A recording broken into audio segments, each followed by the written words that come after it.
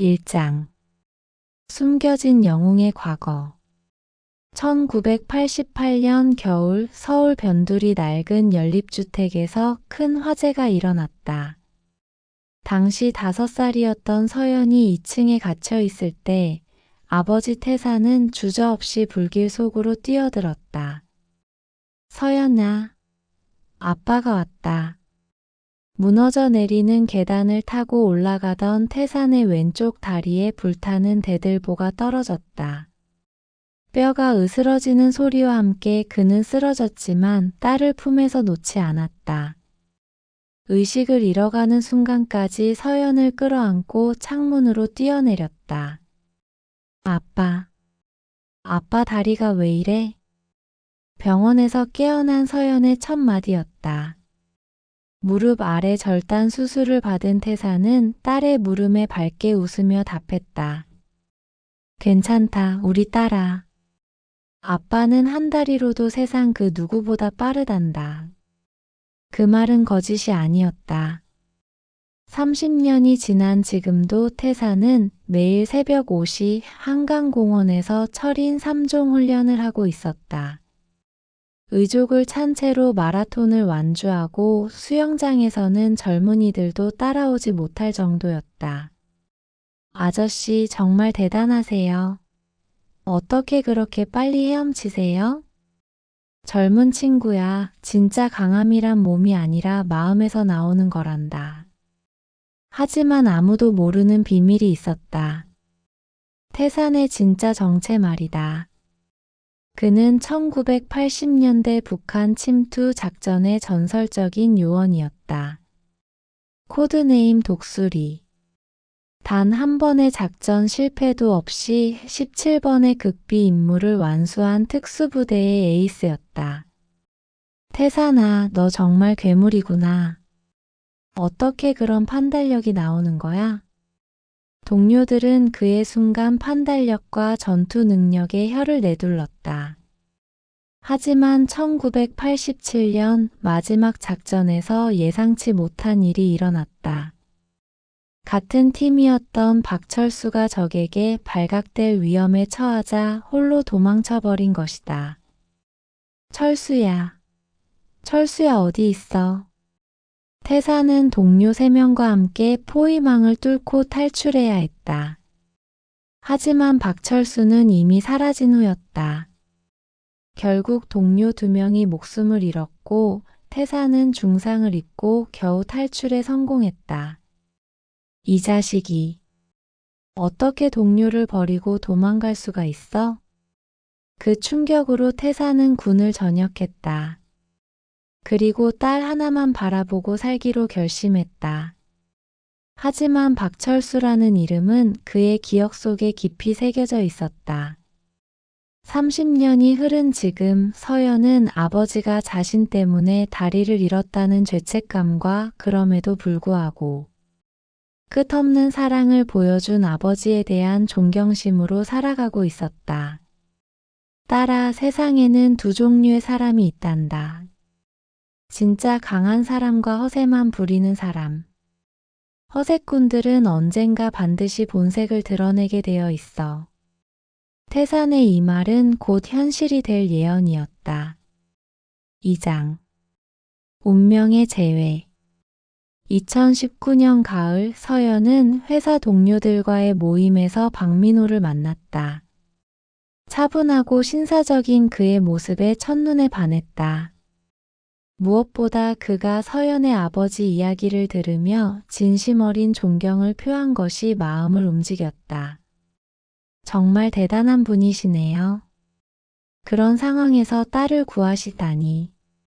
저도 그런 아버지가 되고 싶습니다. 민호의 눈에는 진심이 담겨 있었다. 서연은 그동안 만났던 남자들과는 다른 진정성을 느꼈다.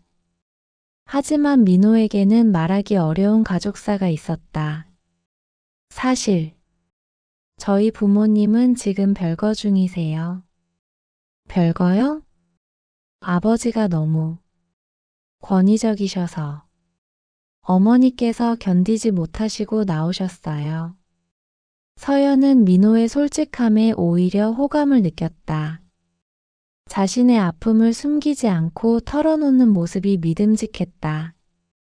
두 사람이 결혼을 결심했을 때 태사는 예비 사위를 만났다. 그런데 박민호라는 이름을 듣는 순간 태산의 표정이 미묘하게 변했다.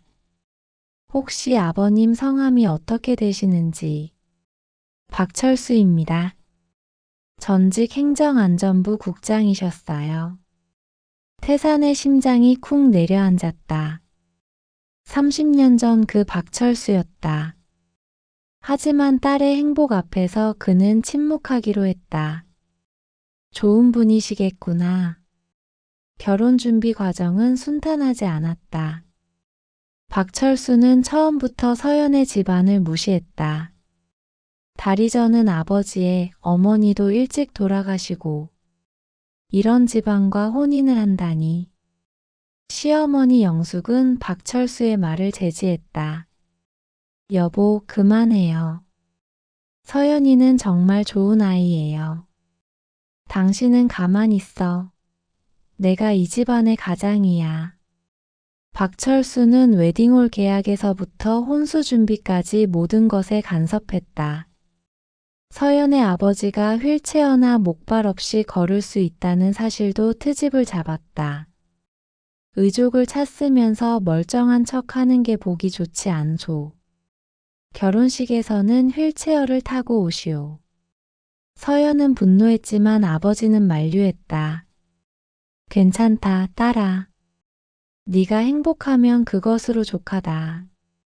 결혼식 당일 태사는 휠체어를 타고 나타났다. 하지만 그의 눈빛만은 굴복하지 않았다. 박철수는 승리한 듯 콧방귀를 뀌었다. 역시 아는 사람은 달라. 하지만 영숙은 그날 박철수의 행동을 보며 마음속 깊이 무언가를 결심했다.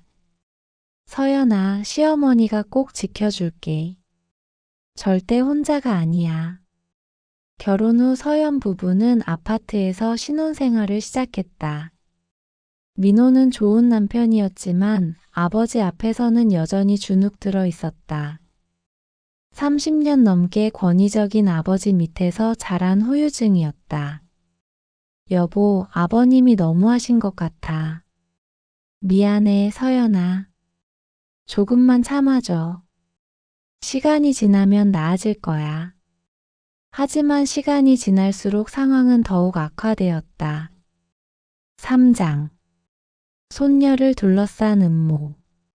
서연이 임신 7개월 되었을 때 박철수는 갑자기 태도를 바꿨다. 며느리, 아들 낳으면 내가 특별히 예뻐해 주겠어. 아들이든 딸이든 소중한 아이예요, 아버님. 무슨 소리야. 아들을 낳아야 대를 이어가지. 결국 태어난 아이는 딸이었다. 지우라고 이름 지은 귀여운 딸이었다. 박철수는 실망감을 숨기지 않았다. 첫 아이가 딸이라니. 빨리 둘째 낳아서 아들 만들어야겠어. 하지만 막상 손녀를 보자 박철수의 마음도 조금씩 누그러졌다. 특히 지우가 자신을 보고 웃을 때면 괜히 뿌듯했다. 우리 손녀 할아버지 보고 웃네. 민호가 출장을 간 어느 날 박철수는 몰래 서연의 집을 찾아왔다. 아버님? 어떻게? 손녀 보러 왔어. 민호한테는 비밀로 해. 서연은 난감했다. 남편은 아버지와의 만남을 극도로 기피하고 있었다. 하지만 할아버지로서의 마음을 이해했기에 만남을 허락했다. 그냥 잠깐만 보세요.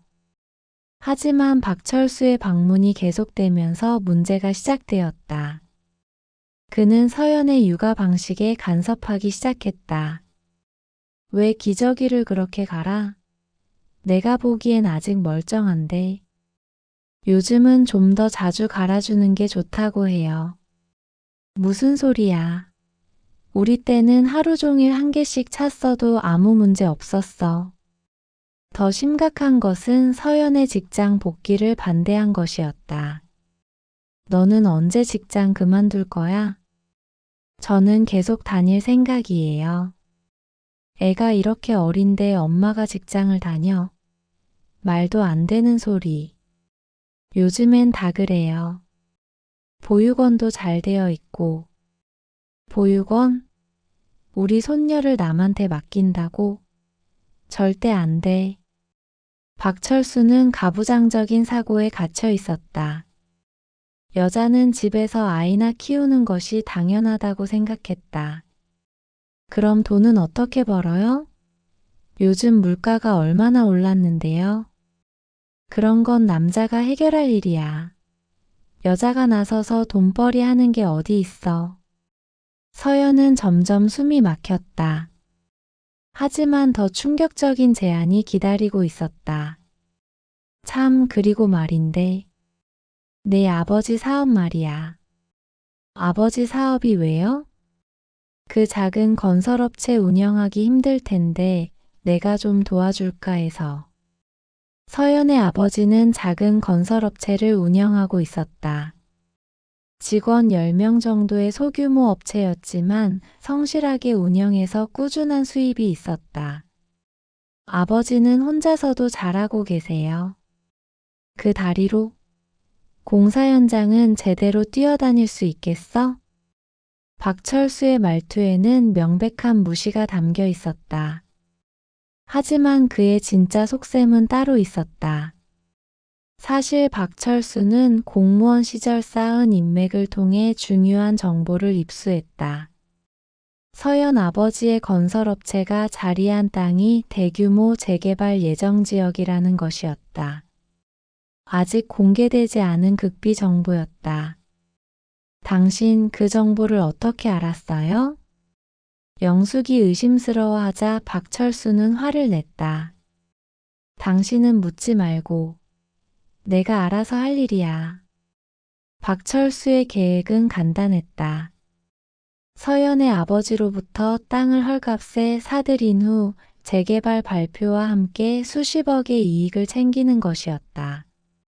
그 양반 딸 덕분에 우리가 큰 돈을 벌 수 있겠어. 하지만 서연은 아버지의 자존심을 건드리는 박철수의 제안을 단호히 거부했다. 아버님의 호의는 감사하지만 저희 아버지는 그런 도움이 필요 없으세요.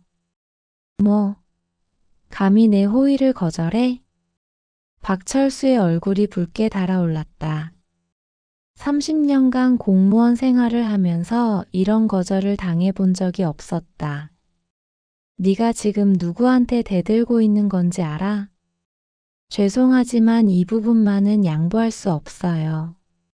그날부터 박철수의 서연에 대한 태도는 180도 바뀌었다. 사장. 폭풍전야의 긴장감. 박철수는 서연이 자신의 제안을 거절한 후 노골적으로 적대감을 드러내기 시작했다. 손녀를 보러 온다는 핑계로 계속 집을 찾아와서는 서연을 괴롭혔다. 네가 버는 돈이 얼마나 된다고 그렇게 고집을 피워? 돈이 문제가 아니에요. 제 일의 보람을 느끼고 있어요. 보람? 웃기지 마. 여자가 무슨 보람을 찾아? 애나 잘 키우는 게 보람이지. 이런 일이 계속되자 서연은 남편 민호에게 털어놓았다. 여보, 아버님이 너무 심해요. 이제는 집에 오시는 것도 부담스러워요. 하지만 민호는 아버지 앞에서만 서면 주눅이 들었다.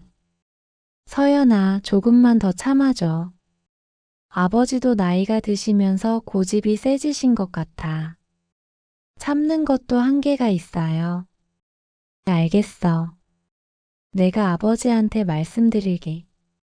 하지만 민호가 아버지에게 조심스럽게 의견을 제기하자 박철수는 폭발했다. 뭐, 네가 지금 누구 편을 들고 있는 거야? 그런 게 아니라 서연이도 나름 힘들어해서. 힘들어? 시집 온 여자가 시아버지가 오는 게 힘들어? 말도 안 되는 소리. 박철수는 며느리가 아들을 사주해서 자신에게 반항하게 만들었다고 생각했다. 저 계집애가 우리 아들을 완전히 망쳐놨어. 한편 영숙은 남편의 행동을 보며 마음을 굳히고 있었다. 당신 이제 그만하세요. 서연이가 얼마나 착한 애인데요. 당신도 며느리 편이야? 이 집에서 누구 말을 들어야 하는지 모르겠네. 30년 동안 당신 말만 들으며 살았어요. 이제는 제가 옳다고 생각하는 대로 하겠어요. 영숙의 반발에 박철수는 당황했다. 지금까지 순종적이던 아내가 갑자기 대드는 것이 이해되지 않았다. 여보, 갑자기 왜 이래? 갑자기가 아니에요. 오래전부터 참고 있었던 거예요. 사실 영숙은 결혼 초기부터 남편의 가부장적 태도에 상처받으며 살아왔다. 하지만 시대적 분위기상 참고 견뎌왔던 것이다. 며느리를 통해서 제가 얼마나 잘못 살아왔는지 깨달았어요. 영숙은 서연을 보며 자신의 젊은 시절을 떠올렸다. 자신도 한때는 꿈과 야망이 있었지만 결혼과 함께 모든 것을 포기해야 했다. 서연이는 절대 제가 걸어온 길을 걷게 하고 싶지 않아요. 한편 태사는 딸의 고민을 들으며 분노했다. 그 인간이 우리 딸한테 그런 소리를 했다고? 아빠, 괜찮아요. 제가 해결할 수 있어요. 아니야, 딸아. 이제는 아빠가 나설 때가 된 것 같구나. 태사는 30년 만에 박철수와 대면할 준비를 하기 시작했다. 그는 매일 훈련량을 늘렸다. 새벽 5시 수영, 오전 사이클, 오후 웨이트 트레이닝까지. 아저씨, 요즘 더 열심히 하시네요? 응, 곧 중요한 일이 있어서 말이야. 태산의 눈빛에는 30년 전 특수부대 시절의 날카로움이 되살아나고 있었다. 그러던 어느 토요일 오후 운명의 순간이 다가왔다. 5장 68초간의 진실게임. 토요일 오후 2시. 태사는 딸과 손녀를 보러 서연의 집을 방문했다. 지우는 할아버지를 보자 까르륵 웃으며 팔을 벌렸다. 할아버지. 우리 지우 할아버지 보고 싶었어? 태사는 손녀를 안고 행복해했다. 서연도 아버지와 딸이 함께 있는 모습을 보며 흐뭇해했다. 아빠, 커피 드릴까? 그래, 딸아. 고마워. 그런데 바로 그때 현관문이 열리며 박철수가 들어왔다. 누가 와 있네. 박철수는 거실에 앉아있는 태산을 보고 눈살을 찌푸렸다. 결혼식 때 휠체어를 탄 모습으로만 봤던 태산이 멀쩡히 걸어 다니는 모습을 보자 기분이 나빴다. 아, 사돈 어른이 오셨구나. 안녕하세요, 사돈. 서연은 두 사람 사이에 미묘한 긴장감을 느꼈다. 결혼식 때부터 서로 불편해하는 것 같았지만 오늘은 더욱 심했다.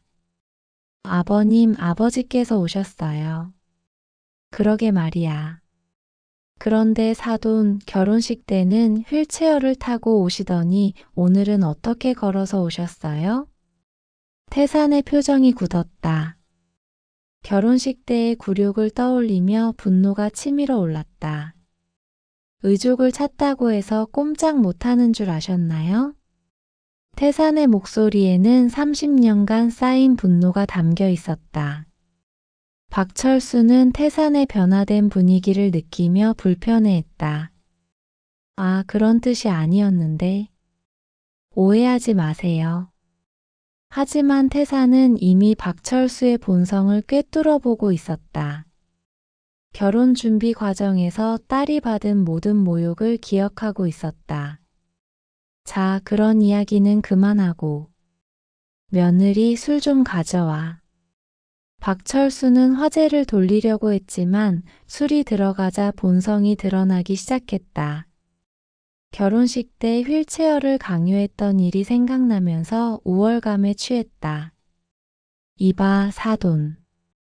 그 다리로 언제까지 딸한테 짐이 될 거요? 순간 거실이 조용해졌다. 서연의 얼굴이 새하얗게 변했다. 아버님, 그런 말씀은. 조용해. 내가 어른들끼리 이야기하는데 끼어들면 어떡해 해. 박철수는 계속해서 모욕적인 말을 쏟아냈다. 솔직히 말해서 장애인이 뭘 할 수 있겠어요? 차라리 요양원이나 들어가는 게 낫지 않겠소? 아버님. 서연이 소리쳤지만 태사는 오히려 차분했다. 그래요? 그럼 누가 더 쓸모없는지 한번 확인해 볼까요? 뭐, 간단한 체력 테스트나 해보죠. 체력 테스트?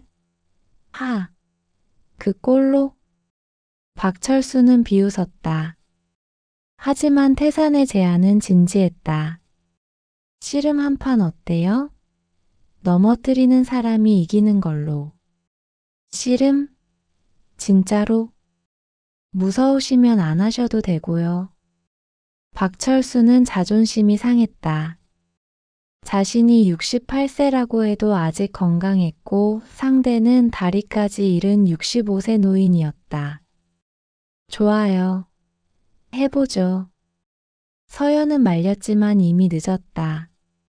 두 남자는 거실 한가운데 서로 마주 섰다. 아빠, 위험해요. 걱정 마, 딸아.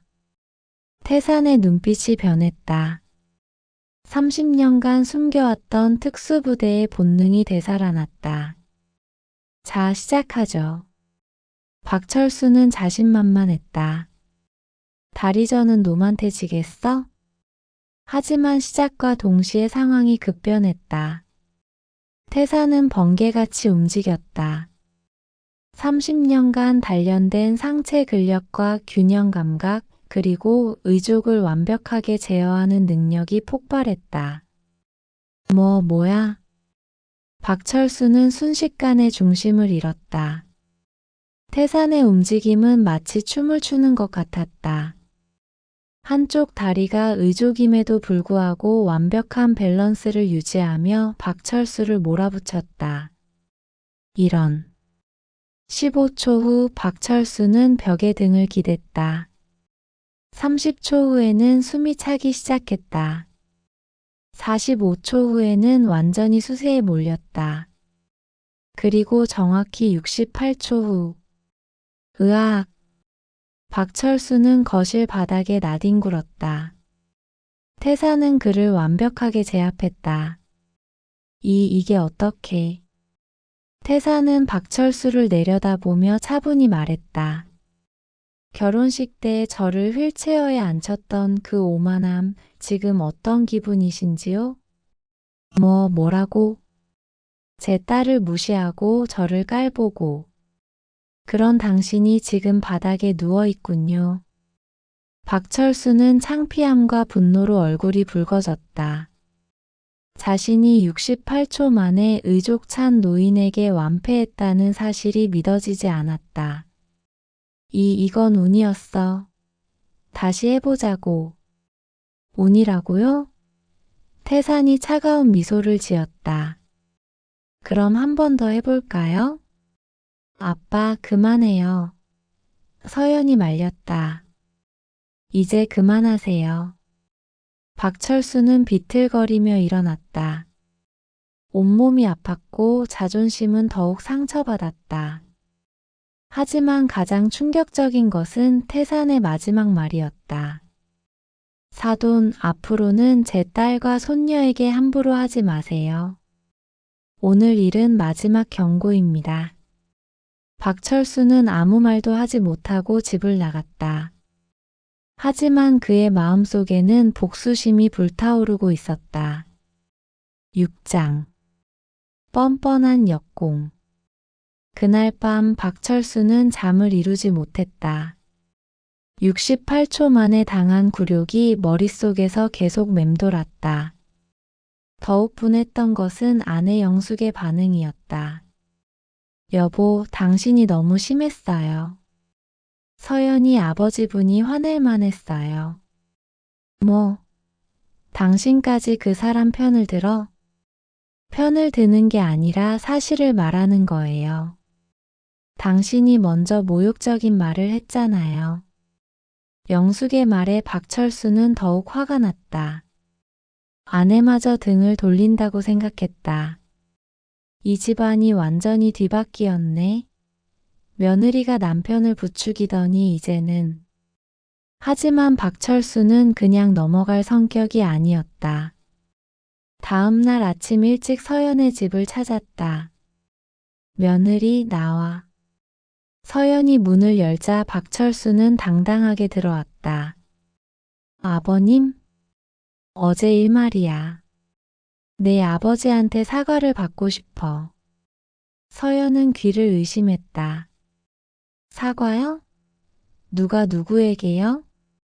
당연히 내 아버지가 나한테. 어른인 나를 바닥에 넘어뜨린 것에 대해서. 아버님, 그건 아버님이 먼저 모욕적인 말을. 모욕? 내가 언제 모욕했어? 사실을 말한 것뿐이야. 박철수는 자신의 잘못을 전혀 인정하지 않았다. 오히려 피해자인 듯 행동했다. 게다가 내 아버지가 나를 속였어. 멀쩡히 걸을 수 있으면서 결혼식에서는 왜 휠체어를 탔어? 그건 아버님이 휠체어를 타고 오라고 하셨잖아요. 그래도 속인 건 속인 거야. 나는 장애인인 줄 알고 배려해 준 건데. 서연은 점점 화가 치밀어 올랐다. 박철수의 뻔뻔함이 도를 넘었다. 배려라고요? 저희 아버지를 모욕하시고 깔보신 게 배려예요? 야, 감히 시아버지한테 소리 질러. 박철수는 목소리를 높였다. 하지만 서연도 더 이상 참지 않았다. 네, 소리 지르고 있어요. 이제 더 이상 못 참겠어요. 뭐, 이 계집애가. 박철수가 손을 들려는 순간 현관문이 열렸다. 남편 민호가 회사에서 급히 돌아온 것이었다. 아버지, 뭐 하시는 거예요? 민호야, 잘 왔다. 내 아내가 나한테 대든다. 하지만 민호는 이번에는 달랐다. 어제 아내에게서 모든 상황을 들었고 더 이상 아버지의 횡포를 방관할 수 없었다. 아버지, 서연이한테 사과하세요. 뭐? 박철수는 아들의 말을 믿을 수 없었다. 네가 지금 뭐라고 했어? 서연이한테 사과하시라고 했어요. 아버지가 잘못했어요. 이 자식이 아버지한테 대들어? 민호는 30년간 억압받으며 살았지만 아내와 딸을 지키기 위해 마침내 용기를 냈다. 대드는 게 아니라 잘못된 것을 지적하는 거예요. 아버지는 서연이와 장인어른께 사과하셔야 해요. 박철수는 아들마저 자신을 배신했다고 생각하며 절망했다. 좋아. 너희들이 그렇게 나온다면 나도 생각이 있다. 박철수는 화를 내며 집을 나갔다. 하지만 그의 복수는 이제 시작이었다. 7장. 위험한 음모. 박철수는 집으로 돌아와 후배 조대만 전 검사에게 전화를 걸었다. 대만아, 나야. 좀 급한 일이 생겼는데 만날 수 있을까? 형님, 무슨 일이세요? 전화로는 곤란하고. 우리 단골집으로 나와. 조대만은 박철수의 공무원 시절 후배로 검사로 승진한 후에도 계속 연락을 유지하고 있었다. 박철수가 어려운 일이 생기면 항상 도움을 청하는 사람이었다. 2시간 후 단골 술집에서 만난 박철수는 분노에 찬 목소리로 어제 있었던 일을 설명했다. 그래서 그 양반이 바닥에 넘어뜨렸다고? 응. 68초 만에 나를 완전히 굴욕적으로. 하지만 박철수는 자신이 먼저 모욕한 부분은 빼고 설명했다. 조대만은 형님의 편에서 분노했다. 그건 명백한 폭행이네요, 형님. 그렇지? 나도 그렇게 생각해. 고발하시죠. 제가 도와드릴게요. 박철수의 눈이 번뜩였다. 정말 할 수 있어? 물론이죠. 증인도 있잖아요. 며느리가 다 봤으니까.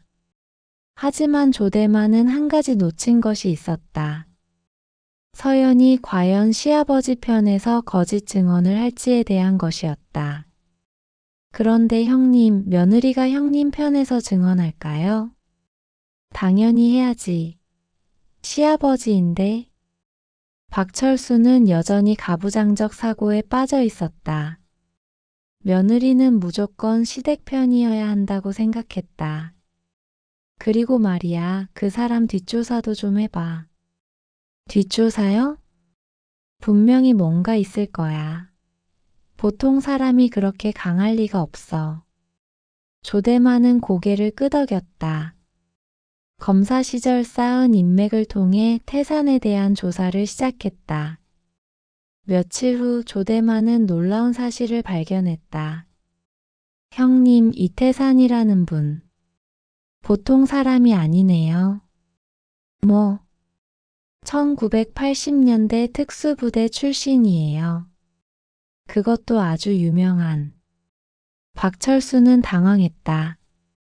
상대가 만만치 않은 사람이라는 것을 깨달았기 때문이었다. 그래도 지금은 늙은 장애인이잖아. 하지만 폭행 고발은 쉽지 않을 것 같아요. 오히려 형님이 먼저 모욕을 했다면. 모욕? 내가 언제 모욕했어? 박철수는 끝까지 자신의 잘못을 인정하지 않았다. 한편 서연은 절친 미래 변호사에게 전화를 걸었다. 미래야, 시아버지가 이상해. 뭔가 음모를 꾸미는 것 같아. 무슨 일이야? 서연은 최근 일어난 모든 상황을 설명했다. 그분 정말 뻔뻔하시구나. 그런데 조심해야 할 게 있어. 뭔데? 시아버지가 전직 고위 공무원이라고 했지? 분명히 인맥을 이용해서 뭔가 시도할 거야. 미래의 말은 적중했다. 그날 저녁 박철수는 경찰서에 폭행 신고를 했다. 제가 사위의 장인에게 일방적으로 폭행을 당했습니다. 어떤 상황에서 그런 일이 벌어졌나요? 그냥 대화를 하던 중에 갑자기 저를 바닥에 넘어뜨렸어요. 박철수는 자신에게 유리하게만 진술했다. 하지만 경찰관은 의아했다. 상대방이 의족을 차고 계신다고요? 네, 그런데도 힘이 엄청 셌어요. 분명히 무술을 배웠을 거예요. 경찰관은 보고서를 작성하며 생각했다. 68세 노인이 의족 찬 65세를 고발한다고? 뭔가 이상하네. 8장 여성들의 비밀회의. 그날 밤 영숙은 서연에게 전화를 걸었다. 며느리야, 지금 시간 있어? 네, 어머님. 무슨 일이세요? 우리 좀 만날 수 있을까? 중요한 이야기가 있어서. 서연은 시어머니의 진지한 목소리를 듣고 바로 만나기로 했다. 영숙은 집 근처 조용한 카페를 제안했다. 1시간 후 카페에서 만난 영숙의 표정은 어느 때보다 단호했다. 서연아, 내가 이제 결단을 내렸어. 어떤 결단요? 이혼할 거야. 서연은 깜짝 놀랐다. 30년 넘게 결혼 생활을 한 시어머니가 갑자기 이혼을 말하다니. 어머님, 갑자기 왜? 갑자기가 아니야. 30년 동안 참고 참아온 거였어. 영숙은 차분히 자신의 이야기를 들려주기 시작했다. 결혼 초기부터 그 사람은 나를 무시했어. 여자는 집에서만 살아야 하고 의견조차 말하면 안 된다고. 어머님, 민호 아버지 때문에 나는 꿈을 모두 포기했어. 대학에서 영문과를 졸업했고 번역가가 되고 싶었거든. 서연은 시어머니의 과거를 처음 들었다. 하지만 결혼하자마자 여자가 무슨 일이 나며 집에만 있으라고 했어. 30년간 그렇게 살았지. 영숙의 눈에 눈물이 맺혔다. 그런데 서연이를 보니까 내가 왜 그렇게 살았나 싶더라. 너는 절대 나처럼 살면 안 돼. 어머님. 그리고 말이야, 사실 내가 알고 있는 게 있어. 영숙은 주변을 둘러본 후 목소리를 낮췄다. 그 사람이 공무원 시절에 한 일들. 무슨 일들요? 부정부패, 뇌물수수, 심지어 부하 직원 성희롱까지 모두. 서연은 숨이 막혔다. 어떻게 그런 일들을 30년 동안 옆에서 지켜봤는데 모를 수가 있나? 증거도 다 있어.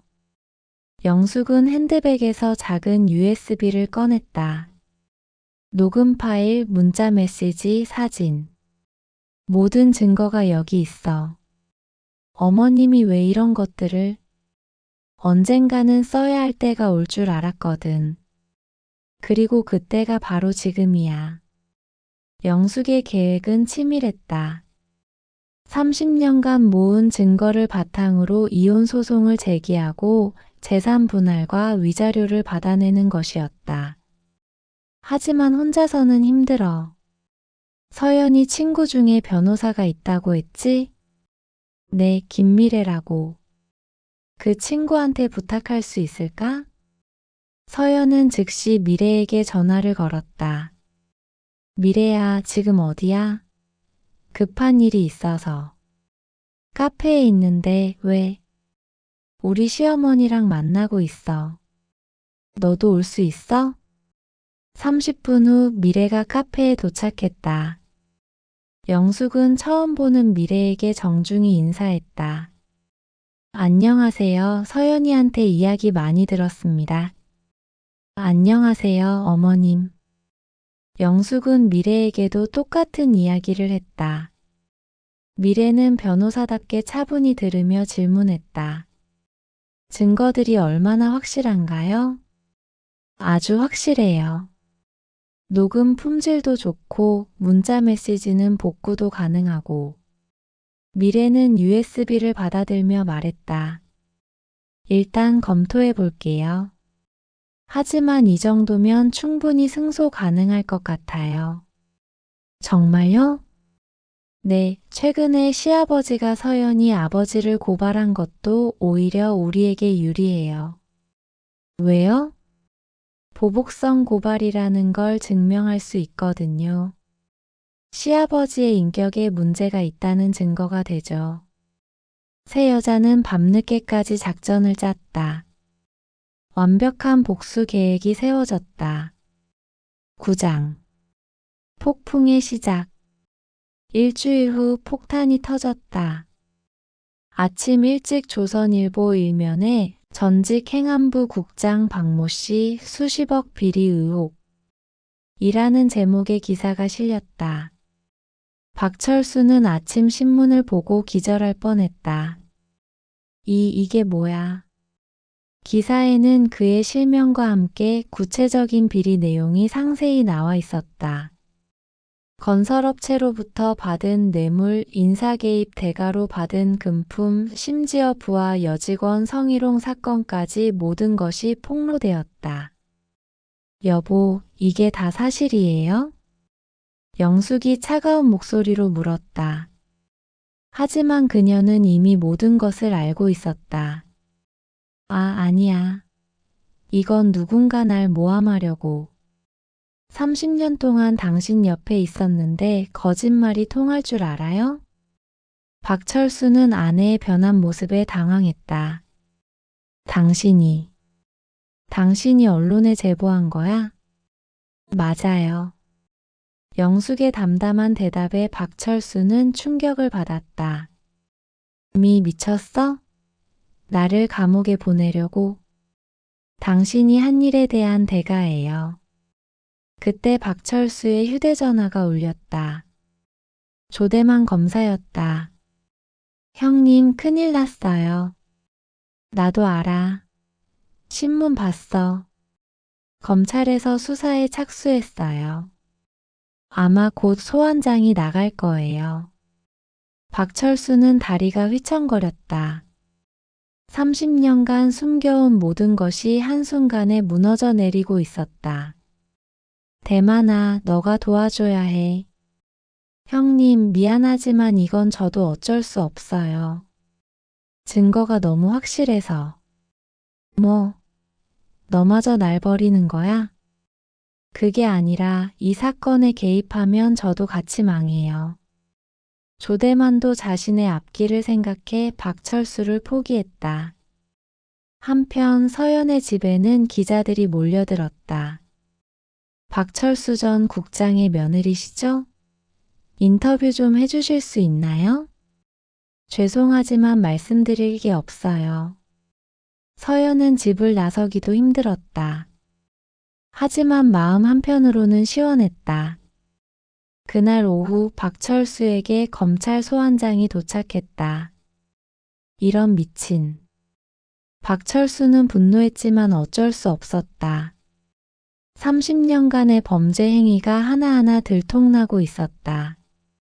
더욱 충격적인 것은 그날 저녁에 받은 이혼소송 통지서였다. 이혼소송? 영숙이 먼저 소송을 제기한 것이었다.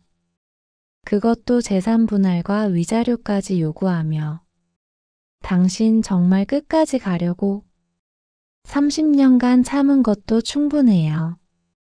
박철수는 모든 것을 잃어가고 있었다. 명예, 재산, 가족 모든 것이 무너져 내렸다. 10장 마지막 발악 박철수는 궁지에 몰렸다. 언론의 집중 포화를 받으며 집에서 나갈 수도 없었고 검찰 조사는 매일 계속되었다. 더욱이 아내가 제기한 이혼 소송까지 겹쳐 완전히 고립무원이 되었다. 이 모든 게 다 그놈 때문이야. 박철수는 태산을 원망했다. 모든 일의 시발점이 그날 68초간의 굴욕이었다고 생각했다. 마지막 카드를 꺼내기로 했다.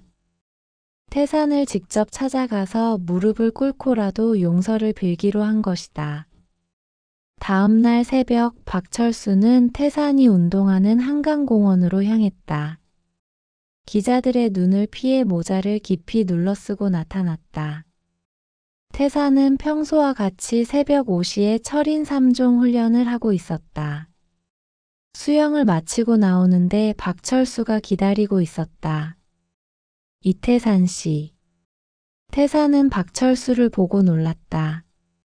왜 여기까지? 부탁이 있습니다. 박철수는 주저하다가 무릎을 꿇었다.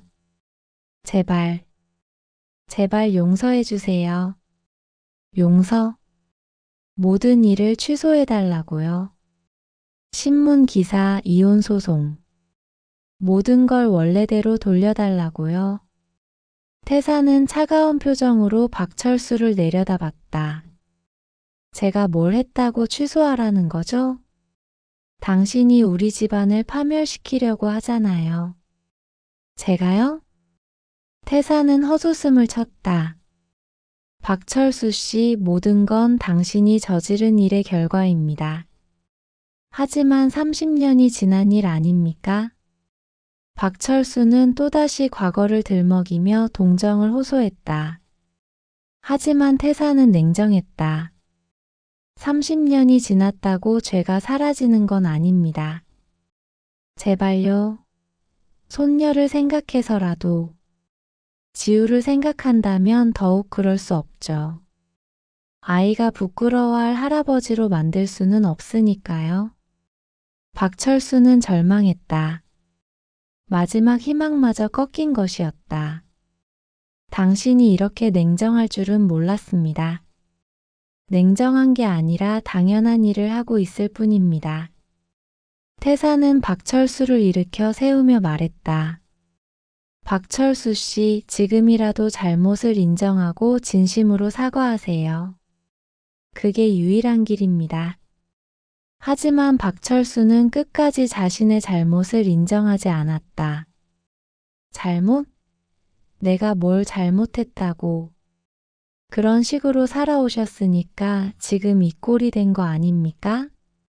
박철수는 더 이상 할 말이 없었다. 그는 비틀거리며 한강공원을 떠났다. 11장 정의의 실현 6개월 후 모든 법적 절차가 마무리되었다. 박철수는 1심에서 징역 3년의 실형을 받고 구치소에 수감되었다. 수십억 원의 뇌물과 직권남용, 성희롱 등 여러 혐의가 모두 인정된 것이었다. 이혼 소송에서도 영숙이 완승했다. 재산의 70%를 가져갔고 위자료 5억 원까지 받았다. 30년간 참았던 것에 대한 정당한 보상이었다. 어머님 정말 대단하세요. 서연은 시어머니를 진심으로 존경했다. 아니야, 서연아. 너 덕분에 용기를 낼 수 있었어. 영숙은 이제 완전히 새로운 사람이 되었다. 30년 만에 자유를 되찾은 것이었다. 이제 뭐 하실 거예요? 번역 일을 다시 시작하려고. 늦었지만 내 꿈을 이뤄보고 싶어. 65세의 늦은 나이였지만 영숙의 눈빛은 그 어느 때보다 생생했다. 한편 태사는 경찰서에서 무혐의 처분을 받았다. 정당방위로 인정된 것이었다. 오히려 박철수의 무고죄가 성립되어 추가 처벌을 받게 되었다. 아빠 고생하셨어요. 딸아, 정의는 항상 이긴다. 다만 시간이 걸릴 뿐이야. 서연의 가족은 진정한 평화를 찾았다. 아이러니하게도 박철수 때문에 알게 된 재개발 정보 덕분에 태산의 건설업체도 크게 성공했다. 박철수가 욕심내던 그 땅이 오히려 서연 가족에게 큰 재산을 가져다 준 것이었다. 아빠, 이제 정말 모든 게 끝난 거죠? 응, 딸아. 이제 우리 가족만 생각하며 살면 돼. 태사는 손녀 지우를 안고 웃었다. 지우는 이제 3살이 되어 말도 제법 했다. 할아버지, 나쁜 할아버지는 어디 갔어? 나쁜 할아버지는 자신이 한 일에 대한 벌을 받고 있단다. 벌? 응, 나쁜 일을 하면 반드시 벌을 받게 되어 있어. 그래서 착하게 살아야 하는 거야. 지우는 고개를 끄덕였다. 그럼 할아버지는 착한 할아버지야? 할아버지는 지우를 지키려고 용감했던 할아버지야. 한편 민호는 아버지의 몰락을 보며 많은 것을 깨달았다. 서연아, 미안해. 그동안 아버지를 말리지 못해서. 괜찮아요, 여보. 이제 우리만의 가정을 꾸려나가면 되잖아요. 민호는 30년간의 억압에서 벗어나 진정한 가장으로 성장하고 있었다. 12장 새로운 시작 1년 후 서연은 회사에서 상무로 승진했다. 능력을 인정받아 최연소 여성 임원이 된 것이었다. 축하해, 서연아. 동료들이 축하해 주었다. 서연은 시아버지 때문에 포기할 뻔했던 꿈을 이뤄낸 것이었다. 정말 대단해. 어떻게 그 어려운 상황에서도 포기하지 않았어? 포기하면 안 되는 이유가 있었어요. 딸에게 당당한 엄마가 되고 싶었거든요. 서연의 성공은 단순한 개인의 성취가 아니었다. 가부장적 억압에 굴복하지 않고 자신의 길을 걸어간 여성의 승리였다. 영숙도 번역일을 재개했다. 처음에는 어려웠지만 30년간 쌓인 내공이 있어서 금세 실력을 회복했다. 어머님 정말 멋져요. 서연은 새로운 삶을 시작한 시어머니를 진심으로 응원했다. 서연아, 너 덕분이야. 네가 용기를 보여줘서 나도 할 수 있었어. 두 여성은 이제 진정한 가족이 되었다. 혈연으로 맺어진 관계가 아니라 서로를 이해하고 지지하는 동지가 된 것이었다. 태사는 손녀에게 태권도를 가르치기 시작했다. 할아버지, 이거 어려워. 처음엔 다 어려운 거야. 하지만 포기하지 않으면 언젠가는 할 수 있어. 정말? 물론이지. 할아버지도 처음엔 한 다리로 걷는 게 어려웠어. 하지만 포기하지 않았잖아. 지우는 할아버지의 말을 새겨 들으며 열심히 태권도를 배웠다. 미래 변호사도 이 사건을 계기로 가정폭력과 가부장제 문제에 더욱 관심을 갖게 되었다. 서연아, 정말 고마워. 이 사건 덕분에 내가 해야 할 일을 찾았어. 무슨 일? 가정폭력 피해 여성들을 돕는 일. 너희 어머님 같은 분들이 더 많이 있을 거야. 미래는 법무법인을 차려 어려운 여성들을 돕는 일에 매진했다. 에필로그. 진정한 승리. 2년 후 박철수는 출소했다. 하지만 그를 기다리는 건 아무것도 없었다. 명예도 재산도 가족도 모두 잃은 상태였다. 작은 원룸에서 혼자 살며 과거를 후회하는 나날이었다. 내가 뭘 그렇게 잘못했다고. 하지만 마지막까지도 박철수는 자신의 진정한 잘못을 깨닫지 못했다. 다른 사람을 존중하지 않고 약자를 괴롭히며 권력을 남용했던 것이 문제였다는 것을 말이다. 어느 날 그는 우연히 공원에서 태산을 만났다. 태산은 여전히 건강하게 지우와 함께 운동하고 있었다. 할아버지 누구야? 지우가 박철수를 가리키며 물었다. 그냥 지나가는 할아버지야. 태사는 박철수를 보며 잠깐 눈을 마주쳤다. 박철수는 고개를 숙였다. 할아버지, 그 할아버지 왜 슬퍼 보여? 그 할아버지는 자신이 한 일 때문에 혼자 사는 거야. 불쌍해. 응, 불쌍하지. 하지만 그건 그 할아버지가 선택한 길이야. 태사는 지우의 손을 잡고 다른 곳으로 향했다. 더 이상 박철수와 엮일 이유가 없었다. 그날 저녁 서연의 집에는 온 가족이 모였다. 태산, 서연, 민호, 지우, 그리고 영수까지. 건배. 모든 사람이 잔을 들었다. 뭐 때문에 건배하는 거야? 지우가 물었다. 우리가 모두 함께 있을 수 있어서 건배하는 거야. 서연이 답했다. 그리고 정의가 이겨서. 영숙이 웃으며 덧붙였다. 정의가 뭐야? 착한 사람들이 이기는 거야. 태산이 손녀에게 설명했다. 할아버지, 우리는 착한 사람들이야? 응, 우리는 서로를 사랑하고 지켜주는 옳은 사람들이야. 지우는 만족한 듯 고개를 끄덕였다. 그날 밤 서연은 아버지와 오랜만에 둘만의 시간을 가졌다. 아빠 정말 고마워요. 아빠가 없었다면 어땠을까? 딸아, 아빠는 그냥 네가 당당하게 살 수 있도록 도와준 것뿐이야. 하지만 아빠가 보여준 용기가 없었다면 저도 어머님도 변할 수 없었을 거예요. 태사는 딸을 보며 흐뭇해했다. 서연아, 세상에는 진짜 강한 사람과 허세만 부리는 사람이 있다고 했지? 네. 진짜 강한 사람은 약한 사람을 보호하는 사람이야. 그리고 넌 이제 진짜 강한 사람이 되었어. 아빠도요. 아빠는 원래부터 강했어. 다만 딸을 지키기 위해 참고 있었을 뿐이지.